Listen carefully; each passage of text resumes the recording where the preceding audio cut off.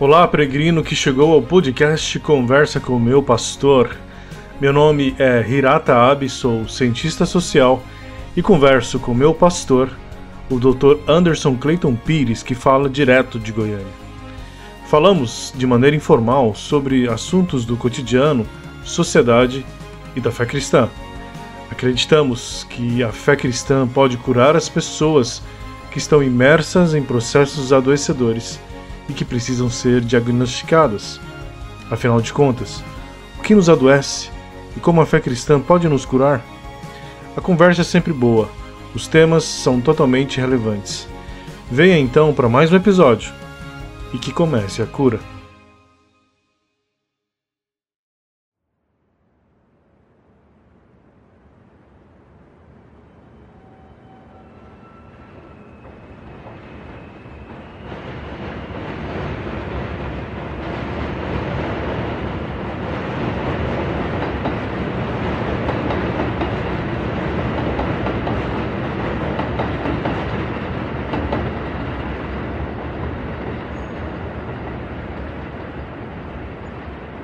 Olá, peregrino, esse é o primeiro episódio do ano de 2025, comigo aqui, Hirata Abe, que falo desde Araranguá, sul catarinense, com o meu pastor, o Dr. Anderson Clayton Pires, direto de Goiânia.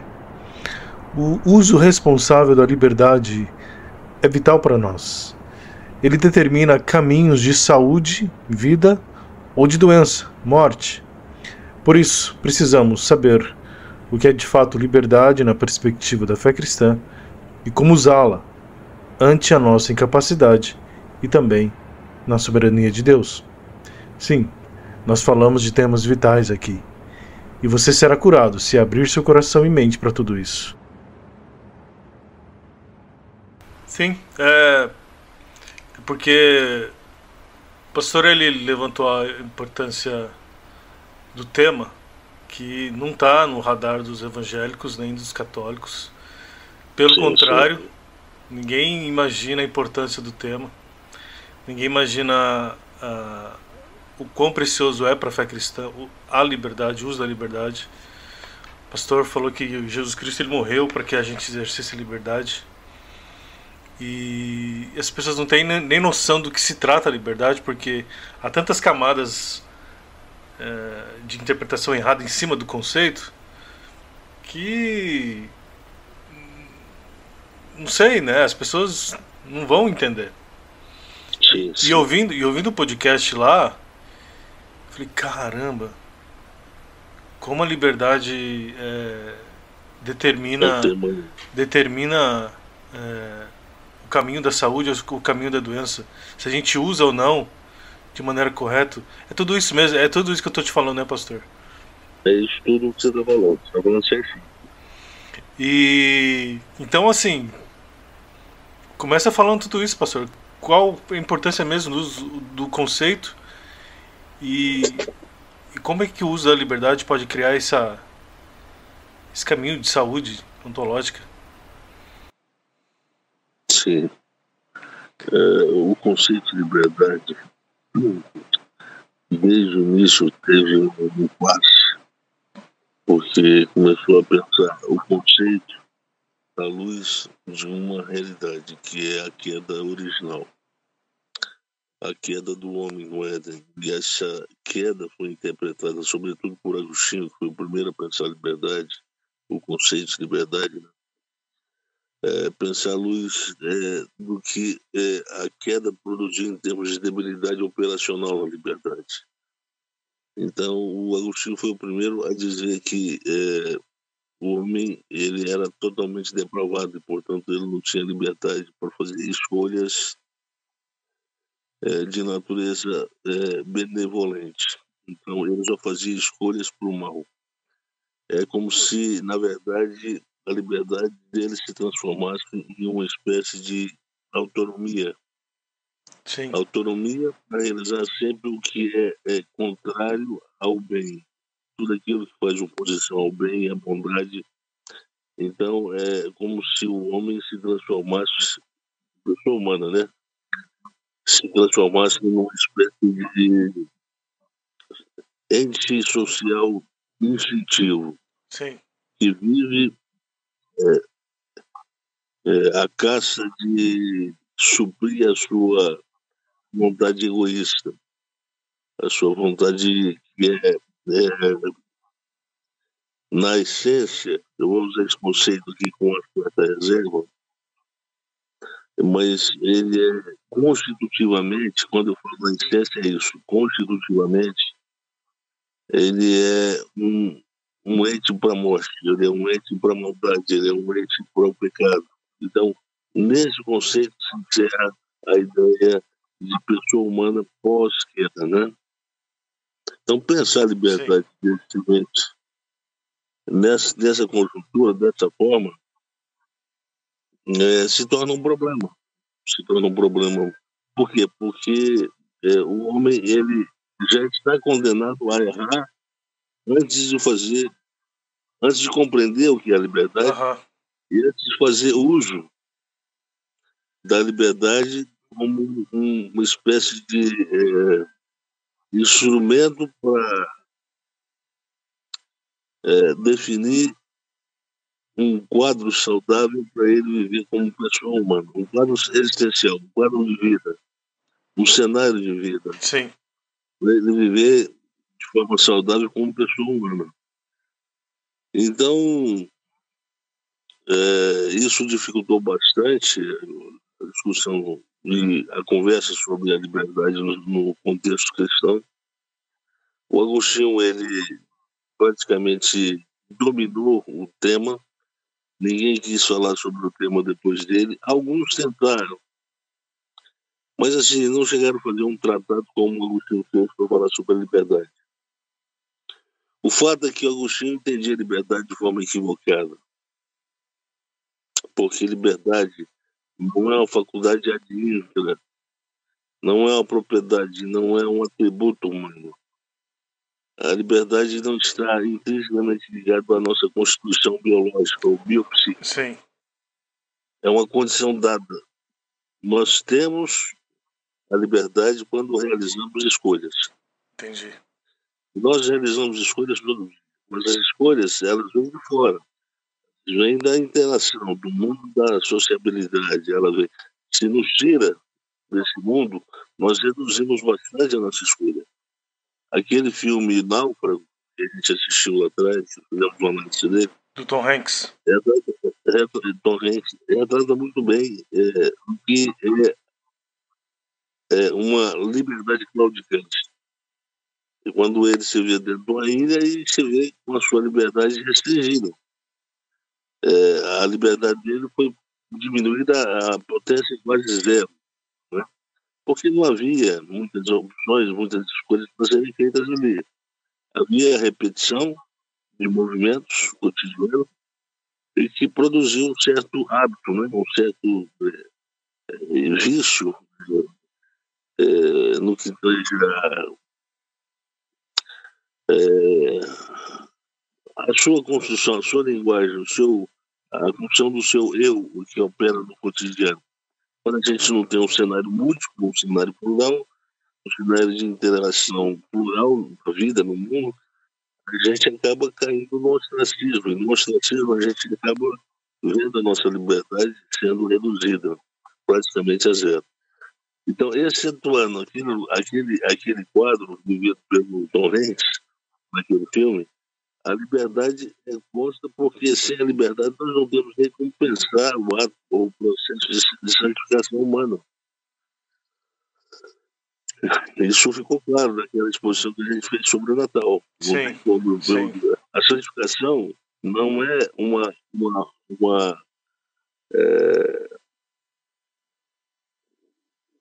operação do Espírito Santo sem a nossa virtude da nossa participação humana. Uhum. Então, o Espírito não santifica assim, ele não santifica. Mas isso não significa que no processo de santificação ele vai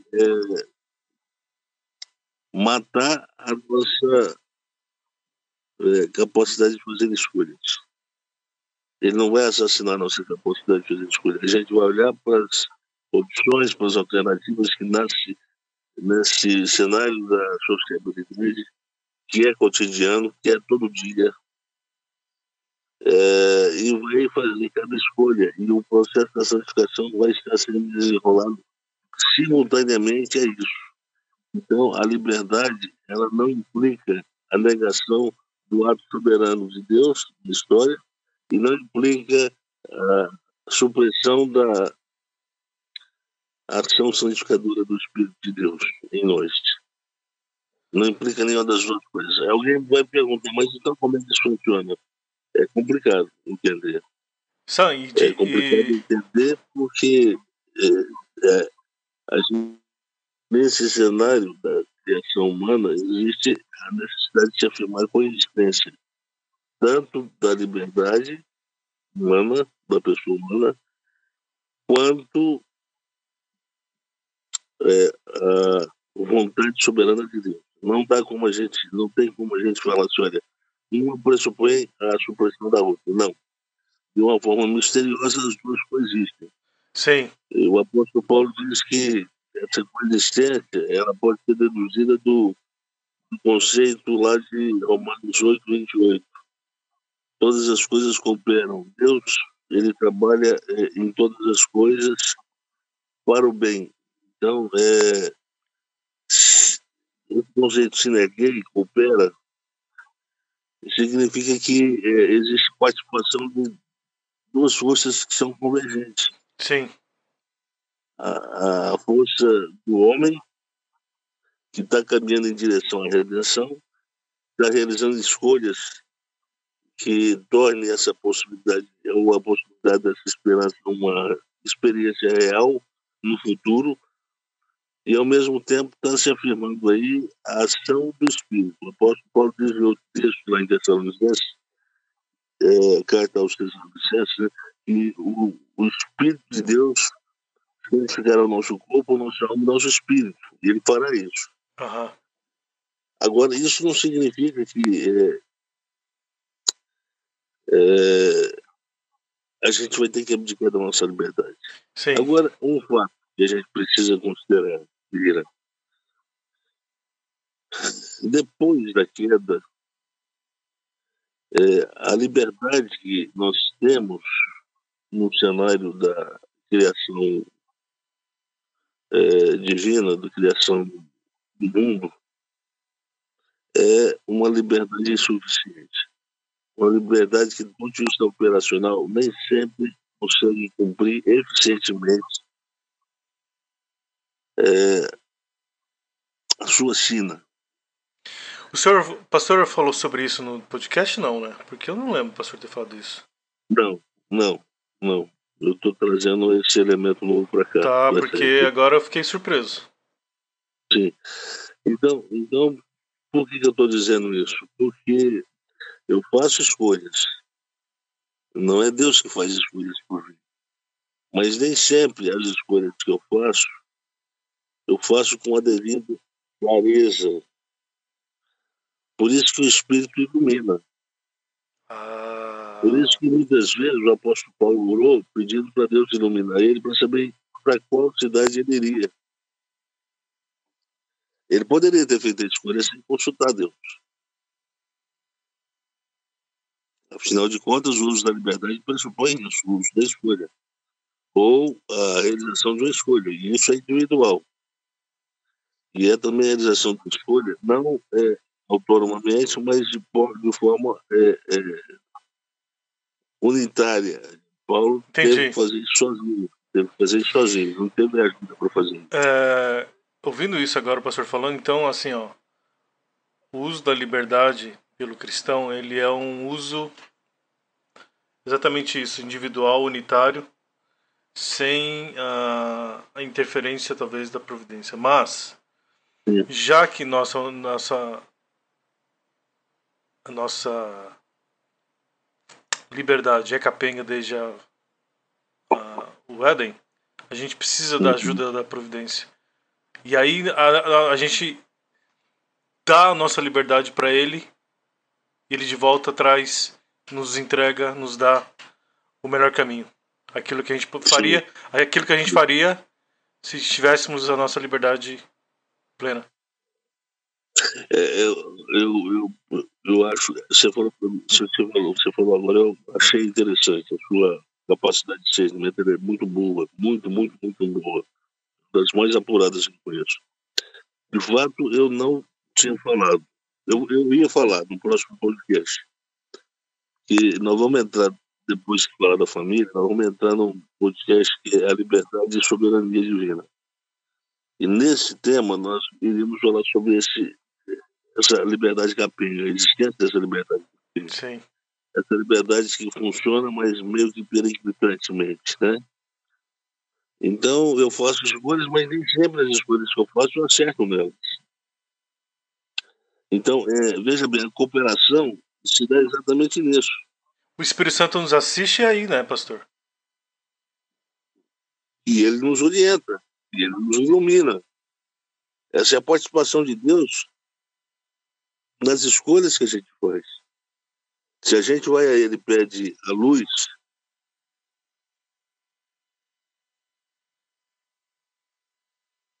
Pastor travou.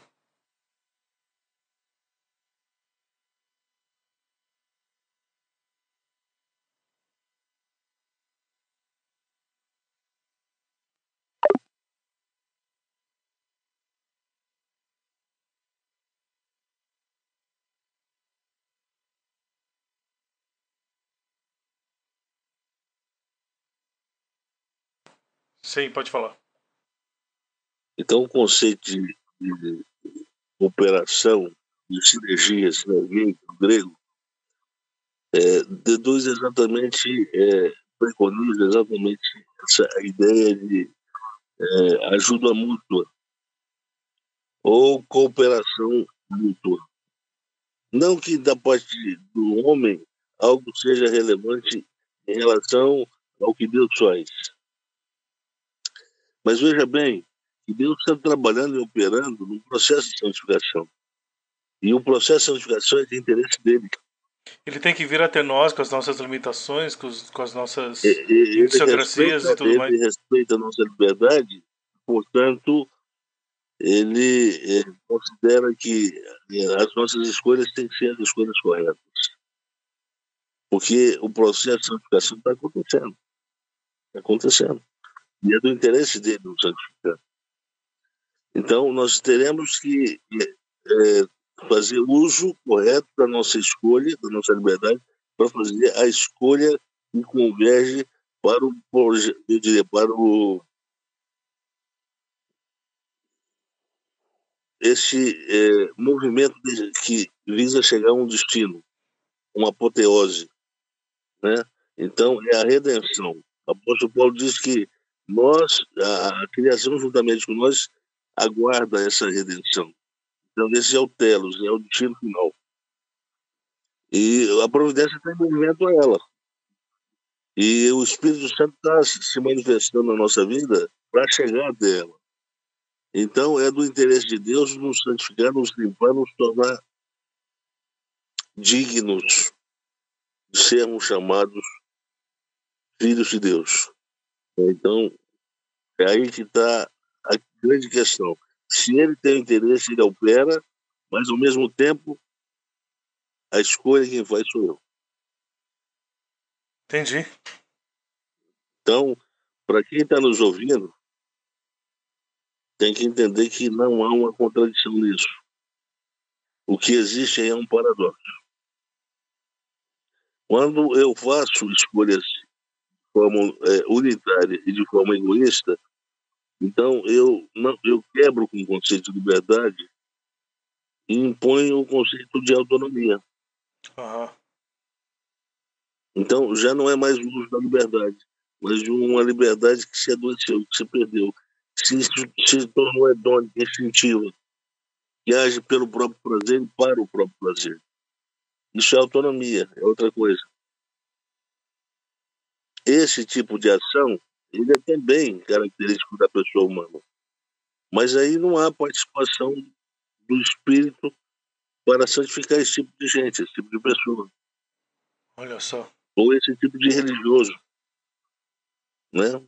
Que vai à igreja e diz que está tudo certo, Mas sempre quando ele toma as decisões, ele toma de forma unitária, de forma egoísta, de forma a suprir um ideal de prazer que ele tem e de satisfação, né?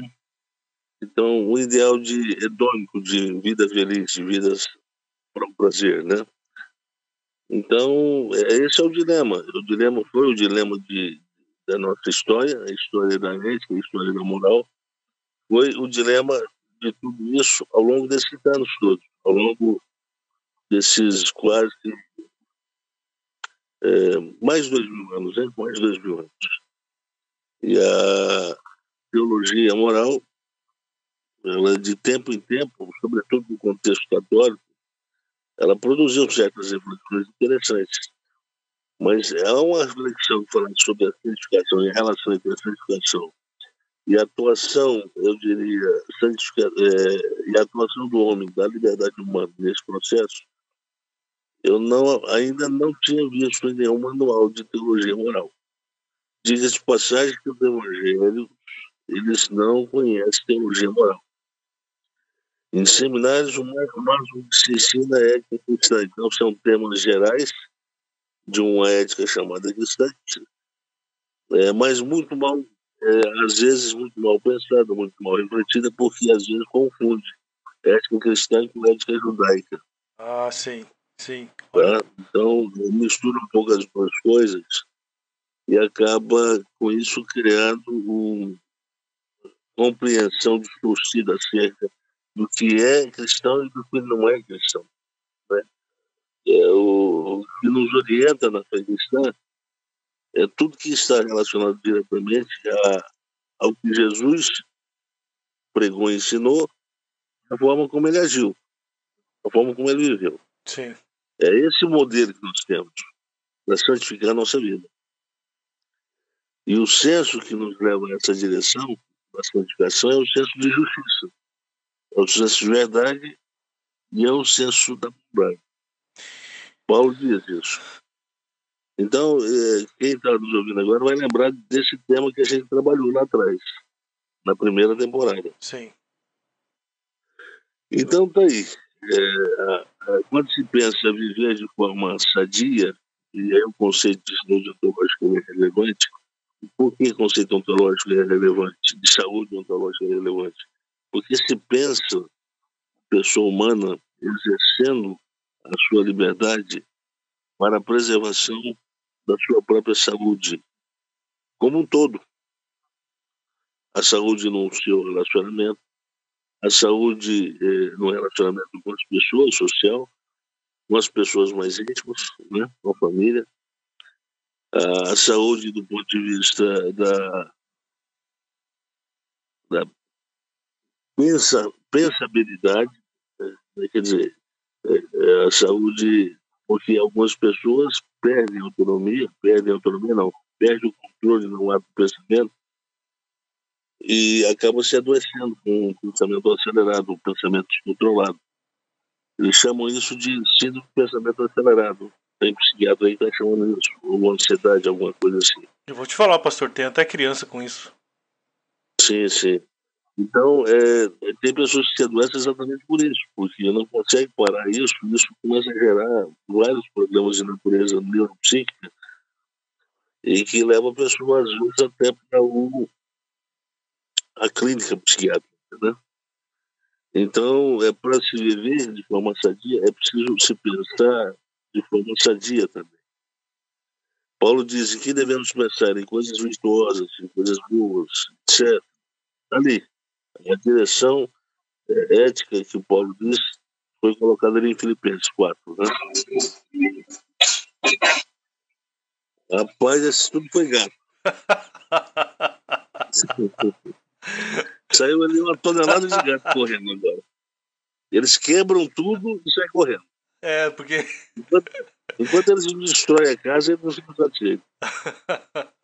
Se eu não estivesse falando com você agora, dá uma chinelada em cada um agora. Pastor, eu que cresci lá na academia, né, naquela porcaria lá. uma das acusações desonestas que eles fazem à fé cristã é exatamente essa aqui. A fé cristã, ela tira a, o poder do indivíduo de exercer a liberdade e também do, da ação opressora de Deus, né? Eles não entendem essas duas coisas. Porque aí eles estão dizendo o seguinte: se Deus opera, então só Deus opera. Então há um determinismo nisso. Se o homem opera, então ele é aquele que recusa ouvir a voz de um outro, portanto ele age autonomamente. Uhum. É o Nietzsche pensando na liberdade distorcida. Agora tem um terceiro componente aí, que são as estruturas sociais. Tanto Marx quanto Weber eles falaram da estrutura social. E os pensadores que vieram depois deram um tratamento mais, eu diria, mais compreensível para a gente entender a força que as estruturas têm sobre a ação e sobre as decisões que o sujeito, a pessoa humana, toma no seu cotidiano. E, portanto, nós temos uma vertente chamada de estruturalismo, que é uma vertente que é muito abordada por Foucault e também compartilhada pelo próprio Antônio Guiras. Diz que o homem ele não tem liberdade porque, na verdade, ele simplesmente reproduz os valores e as crenças de uma estrutura social específica. Então, na verdade, o limite da liberdade dele ele existe como tal. Por quê? Porque ele é só reprodutor. Sim. É um reprodutor social de valores. Sim. É um reprodutor social de crenças que estão presentes nas estruturas, são arquetípicas delas. Então, são três vertentes. Na primeira, coloca um universo determinado pela vontade de Deus soberana, que é indiferente ao que o homem faz ou pensa, ou decide, né? E, ao mesmo tempo, temos uma segunda alternativa em que o homem aparece como uma pessoa que é livre, completamente livre, portanto não tem um pressuposto, não tem um predicado, não tem um ser que anteceda a sua própria existência ou ato de liberdade. Quem pensou isso foi o Nietzsche. Isso. E quem foi adiante com essa ideia, essa concepção, foi o Sartre, o Jean-Paul Sartre. No livro dele, O Ser e o Nada. E aí nós temos, então, esse dilema. E quando é que o ser humano... e o terceiro, no caso, aí tem o estruturalismo, né? E que esse que a gente explicou agora há pouco. Então, o homem, na verdade, ele é um produtor.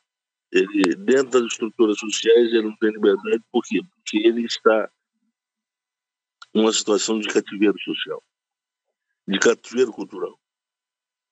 Portanto, ele não goza da condição de protagonista. Sim. Né? Ele não goza. Então, ele simplesmente ele não conduz, ele é conduzido. E é assim conduzido pelas estruturas sociais. É assim que ele é pensado. Né?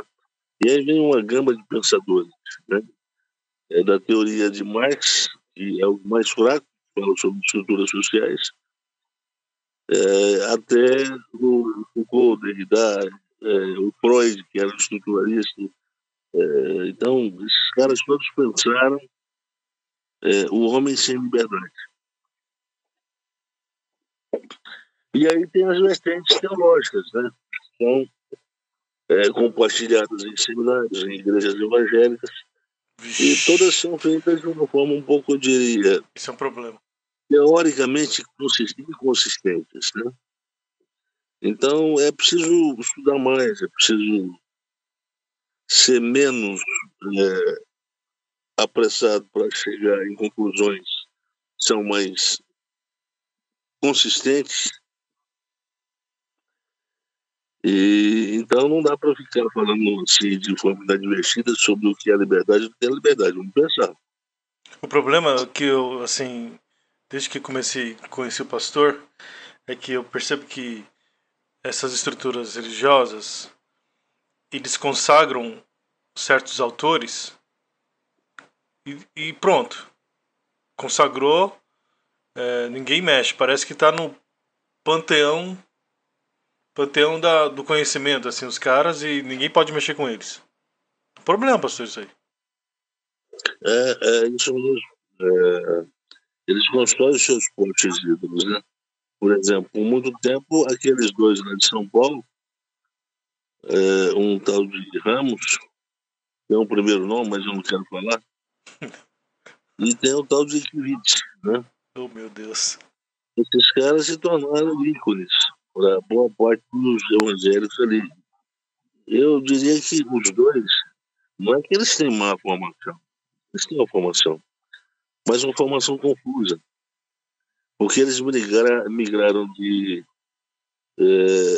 um sistema mais simples de compreensão teológica da Bíblia e foram para um mais complexo, como o da Rude Ramos. O Kivitz foi fazer mestrado lá e depois parece que iniciou um doutorado no sistema.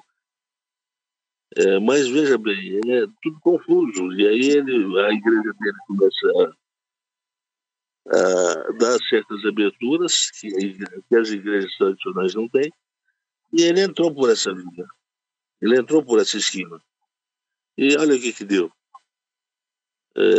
No Natal, lá no Natal, na igreja dele, Natal, Ano Novo, não sei, ele deu boa noite a todos e a todes. Pois é. Ele criou um gênero aí que nem na língua portuguesa não existe. Então, você percebe aí a má formação do sujeito. Que percebe aí aquela a verdade que para ele significa a verdade do estruturalismo, de que ele não se conduz a si mesmo, ele é conduzido pelas estruturas de pensamento vigente. Sim. Então ele está reproduzindo um sistema de pensamento aí. Então eu não sei, porque eu acho esse cara, eu sempre achei ele, a patotinha dele, sempre muito fraco. Eu acho eles muito fracos. Tudo que eles propõem é muito fraco.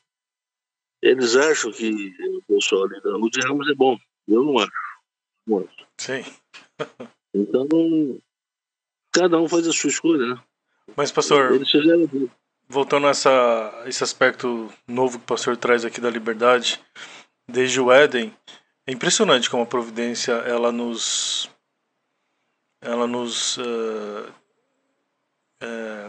coloca em posição de buscá-lo, né, de depender dele. Porque se a gente tivesse essa liberdade plena, a gente não voltaria os nossos olhos a Deus. Outra, quando a gente usa a nossa liberdade para pedir a Deus nos ajude, nos conduza, a gente está dando a Ele a gente está nos colocando em posição de dependência e dando a Ele a primazia da ação das nossas vidas. É isso aí. O problema todo aí é no conceito de dependência. O conceito de dependência, à luz da antropologia filosófica do Nietzsche, é um conceito que não pode ser aplicado ao homem, ao super-homem. A esse novo ente que aparece nesse cenário do pós-vida de Deus, ou seja, Deus não existe mais, Deus foi morto e nós o matamos. Eu não sei que tipo de construção do homem foi feito depois do iluminismo ali para chegar nessa conclusão. Pois é. Aí esse conceito de dependência é um conceito que o Nietzsche diz, olha, nós precisamos quebrar, nós precisamos destruir esse conceito. Porque onde se afirma a dependência, se nega a autonomia. Ah, entendi. E a autonomia pressupõe exatamente a negação da ajuda, da cooperação. Olha bem, o apóstolo Paulo diz, todas as coisas cooperam. Então, é um pegando na mão do outro para levar alguma coisa adiante. Jesus disse, olha, cada um leve a carga, ajude a levar a carga. É a mesma dieta que o apóstolo Paulo compartilha. Cada um leve a carga uns dos outros, né? Então, essa ideia de cooperação É uma ideia que é pró-liberdade. Ela não é a negação da liberdade, ela não é a afirmação da insuficiência do ser humano enquanto um ente social. Não. A liberdade ela não se afirma como liberdade só quando ela se impõe de forma unitária e autônoma. Não. Aí não. Aí não é liberdade. A oração de Jesus, não seja como eu quero, mas como tu queres. Então, ele faz a escolha. Ele faz a escolha de ir para o Calvário. O senhor está falando aí, eu só tô me lembrando de uma parte, de uma, de uma passagem do Novo Testamento que Jesus. Oi, Oi, Cris, tudo bem? Que Jesus está caminhando com os discípulos e ele se oculta depois da ressurreição, ali no caminho de Emaús. Aí o texto fala, e os compungiu. Olha só como a providência chega a nós. Ele não chega com, com opressão, com nada. Ele compungiu a gente. E a gente usa a liberdade e o segue. Sim, sim, sim. O problema é que a gente tem essa noção. Por exemplo, quando nós vamos para uma escola, nós vamos aprender como é que se dirige um carro. Antes de ir para a escola, aprender como é que se dirige um carro, a gente vai dizer, não, eu já sei dirigir. Eu não preciso que ninguém me ensine a dirigir. Eu já sei dirigir. Isso na década de 80, né? 70, que a gente aprendia. Exatamente. Agora, resta saber se da forma como eu dirijo é a forma correta. É verdade. Então, o que o professor vai ensinar? Ele vai ensinar a dirigir da forma correta. Da forma correta, eu ainda não sei dirigir. Sim. Eu sei dirigir, mas não da forma correta. Olha o conceito de liberdade sendo afirmado. Eu sei dirigir, mas eu preciso aprender. Alguém precisa me ensinar como significa dirigir da forma correta. Então, é o cruzamento de uma cooperação. Minha disposição em aprender e a do outro de ensinar. E eu também, ouvindo o podcast lá quando o pastor fala sobre o conceito de liberdade, eu sempre formulei na minha cabeça assim, ó. O o uso responsável da liberdade sempre vai gerar saúde no outro e na gente. Então, às vezes, o uso da liberdade tem a ver com o recuo. Ou então a escolha para o outro. Sim. E não pra gente. Porque se o uso responsável da liberdade é a construção de um ambiente, de um caminho saudável ontologicamente, isso também é pro outro. Exatamente, muito bem observado. A liberdade ela tem uma natureza, não é uma natureza. Se ela se afirma com uma natureza egoísta, então ela não é liberdade, ela é autonomia. Ah, entendi.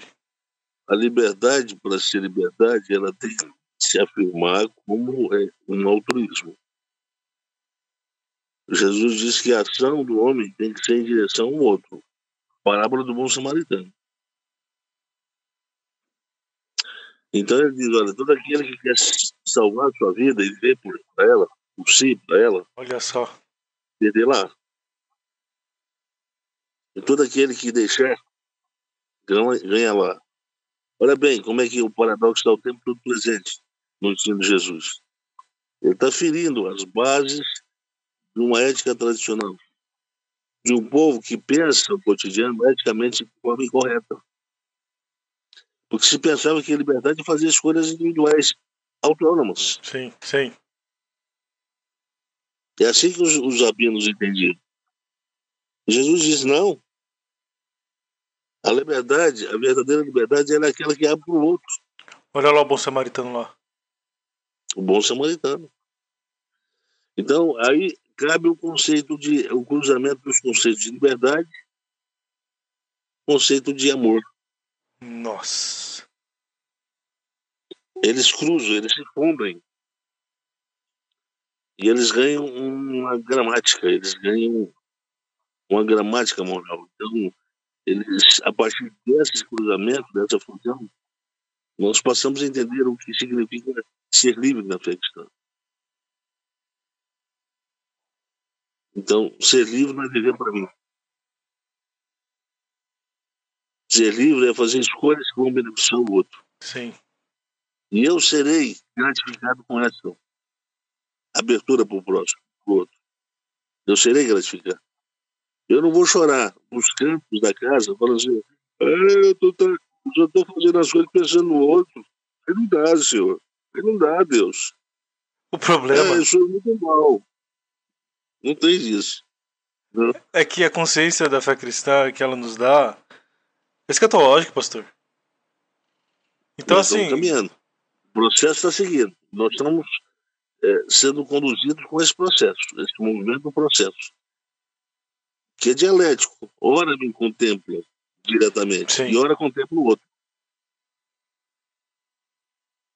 Porque, graças a Deus, a gente aqui na Terra, a gente nessa vida, a gente, sei lá, ainda mais nessa nossa sociedade, a gente trabalha com a categoria da recompensa. E a providência sabe disso, então ela coloca no cenário da história o conceito de recompensa. O conceito de recompensa. Só que a recompensa é lá, né? Pós-história. Esse conceito de recompensa, ele aparece em Bauman. Bauman criou, né, um conceito chamado... Fala aí, pastor, pode falar aí. Pedro. 3 pacotes de...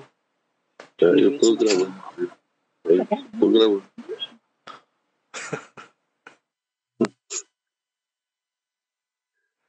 Conceito de Bauman é recompensa. Então, ele tem um conceito que me lembra o conceito que foi criado pelo Marcuse, ao interpretar a teoria freudiana, sobretudo os dois conceitos do aparelho psíquico, né? O eu, o id e o superego. O id ele chama de racionalidade de gratificação, e o superego ele chama de racionalidade de proibitividade. Então, nessa relação, na tensão que há entre o id e o ego, o ego é sempre que renuncia por conta, o ego cristão, né? Por conta de uma recompensa esperada e que é projetada para o futuro. Sim. Já o outro não. É imediato. Ele não quer o futuro, ele quer a recompensa agora. Ele é mais fariseu. Ele não é cristão, ele é fariseu. O fariseu, ele quer a gratificação agora. O fariseu é o infante. O cristão é o maduro. Exatamente. Por quê? Porque ele tem tolerância. Ele tem paciência. Aí entra o conceito de macroeconomia, entra o conceito de hipomoné. Então, esses conceitos todos que falam da espera, da esperança, do aguardar do cristão, a realização de uma promessa que foi dada para se cumprir, se realizar plenamente, cabal e plenamente lá no futuro do desfecho, é para essa esperança que ele caminha na vida. Enquanto ela não se conclui, ele caminha. Ele vai fazendo o que tem que ser feito como cristão. E aí a preocupação dele não é se conduzir de forma egoísta, é deixar que Deus o conduza. Aquela expressão de Paulo, que Deus em Cristo nos conduz sempre em triunfo, nos conduz. Sim, sim, olha só. Então, penso que se a gente precisaria levar isso menos para a ética e mais para a antropologia teológica. Pensar o homem dessa forma. A ética, sobretudo a ética evangélica, não leva a essas reflexões para os seminários. E os pastores que saem de lá saem cruz, sem saber nada disso. É precário. A formação evangélica ela é muito precária. tem que passar por uma reforma. Ou passa por uma reforma, ou a coisa vai feder, a coisa vai ficar complicada. Impressionante. É dessa formação aí que vem o Ednei Kivitz. Muito interessante o que o pastor falou. Antropologia. O Caio Fábio. Sim. É dessa formaçãozinha aí, ó. Impressionante. Olha. Por mais que hoje ele sente dizer, não, hoje eu já leio algumas coisas diferentes. Leu 60 anos a mesma coisa, agora está lendo uma coisa diferente. Você precisa de mais 60 anos para aprender. Não é só ler, é entender o que você está lendo. Depois da compreensão, é interpretar de forma coerente, correta, consistente. Isso também demanda maturidade intelectual. Não é da noite para o dia. Então, eles estão longe. Eles começaram a estudar muito tardiamente. Coisa boa.